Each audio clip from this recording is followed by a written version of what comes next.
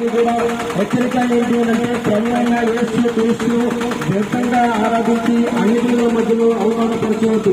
యేసు క్రీస్తు రక్షకుడుగా ఆయన ఈ లోకానికి మానవుడిగా ఈ లోకంలో మనందరి కొరకు జన్మించి నీ నా పాపముల కొరకు ప్రభువైన యేసు క్రీస్తు సిలువలో మరణించాడు.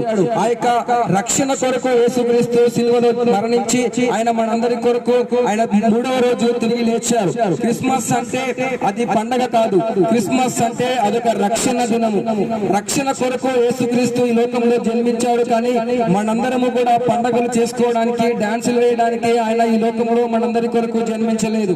కనుక యేసుక్రీస్తును తెలుసుకున్న మనందరము కూడా యేసుక్రీస్తును ఆరాధించడానికి, యేసుక్రీస్తు ఇచ్చిన యొక్క రక్షణను పొందుకొని అనేకులకు దూత వల్లే మనందరము కూడా యొక్క రక్షణ సువార్త సునాదమును ప్రకటించడానికి ఆ యొక్క క్రిస్మస్ ను మనం ఆ విధంగా జరుపుకోవాలని మనకు బైబిల్లో ఉన్న వాక్యం సెలవిస్తుంది.